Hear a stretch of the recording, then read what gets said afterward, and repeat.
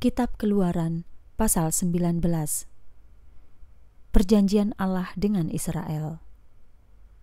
Pada bulan ketiga sejak keturunan Israel keluar dari tanah Mesir, pada hari itu juga mereka tiba di padang belantara Sinai. Mereka berangkat dari Rafidim dan tiba di padang belantara Sinai, lalu mendirikan tendanya di padang belantara itu. Orang Israel berkemah di sana, di depan gunung. Kemudian Musa naik menghadap Allah, dan Tuhan berseru kepadanya dari gunung itu. Firman-Nya, "Inilah yang harus kamu katakan kepada keluarga Yakub dan ceritakan kepada keturunan Israel. Kamu telah melihat yang aku lakukan terhadap orang Mesir dan bagaimana aku menopangmu di atas sayap Raja Wali dan membawamu kepadaku. Oleh sebab itu, sekarang, jika kamu sungguh-sungguh menaati suaraku dan memelihara perjanjianku, kamu akan menjadi harta kesayanganku di atas segala bangsa, sebab seluruh bumi ini adalah milikku.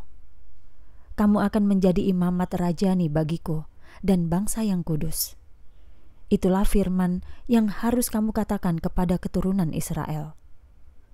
Kemudian Musa datang dan memanggil para tua-tua bangsa itu untuk menyampaikan semua firman yang telah Tuhan perintahkan kepadanya di hadapan mereka.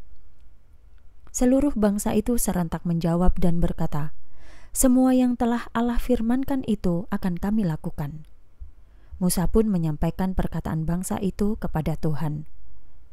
Tuhan berkata kepada Musa, "Lihatlah, aku akan datang kepadamu dalam awan yang tebal, supaya umat Israel dapat mendengar saat aku berbicara kepadamu dan percaya kepadamu selamanya." Lalu Musa menyampaikan perkataan bangsa itu kepada Tuhan. Tuhan berkata kepada Musa, "Pergilah kepada bangsa itu dan kuduskanlah mereka pada hari ini dan besok, lalu biarlah mereka mencuci pakaiannya. Kemudian bersiaplah untuk hari yang ketiga, karena pada hari yang ketiga itu Tuhan akan turun dari gunung Sinai di depan mata seluruh bangsa itu. Kamu harus memasang batas bagi bangsa itu di sekelilingnya dan katakanlah, 'Waspadalah, jangan sampai kamu naik ke gunung ini atau menyentuh batasnya. Siapapun yang menyentuh gunung itu pasti akan dihukum mati. Tidak ada satu tangan pun yang boleh menyentuhnya, karena dia pasti akan dirajam atau dipanah. Entah itu binatang atau manusia, dia tidak akan hidup.' Ketika trompet berbunyi panjang, mereka baru boleh mendaki gunung itu." Lalu Musa turun dari gunung itu kepada bangsa itu dan menguduskan bangsa itu, lalu mereka mencuci pakaian mereka. Setelah itu, dia berkata kepada bangsa itu, "Bersiaplah menghadapi hari yang ketiga, jangan bersetubuh dengan perempuan." Pada hari yang ketiga, pada pagi hari, terjadilah guruh, kilat, dan awan yang tebal di atas gunung itu. Lalu terdengarlah suara trompet yang sangat keras sehingga semua orang di perkemahan itu gemetar. Musa membawa bangsa itu keluar dari perkemahan untuk bertemu dengan Allah, dan mereka pun berdiri di kaki gunung itu. Pada saat itu, gunung Sinai tertutup sepenuhnya oleh asap, karena Tuhan turun dalam api dan asap membumbung seperti asap dari dapur api. Seluruh gunung pun berguncang hebat. Ketika bunyi trompet semakin lama semakin keras, Musa berbicara dan Allah menjawabnya dalam guruh.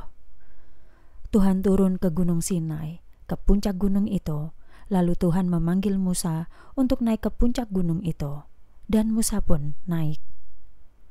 Tuhan berfirman kepada Musa, "Turunlah dan peringatkan bangsa itu. Jangan sampai mereka menerobos untuk melihat Tuhan, sehingga banyak dari mereka yang akan binasa. Katakanlah juga kepada para imam yang datang mendekati Allah untuk menguduskan diri mereka, agar jangan sampai Tuhan menghanguskan mereka." Musa berkata kepada Tuhan, "Bangsa itu tidak dapat naik ke gunung sebab Engkau sendiri sudah memperingatkan kami firman-Mu. Tetapkanlah batas di sekitar gunung itu dan kuduskanlah itu." Kemudian Tuhan berkata kepadanya, "Turun dan naiklah kembali. kamu dan Harun bersamamu. Tetapi jangan sampai para imam dan bangsa itu menerobos untuk datang kepada Tuhan, supaya Dia tidak menghanguskan mereka." Musa pun turun kepada bangsa itu dan memberitahukan hal-hal ini kepada mereka.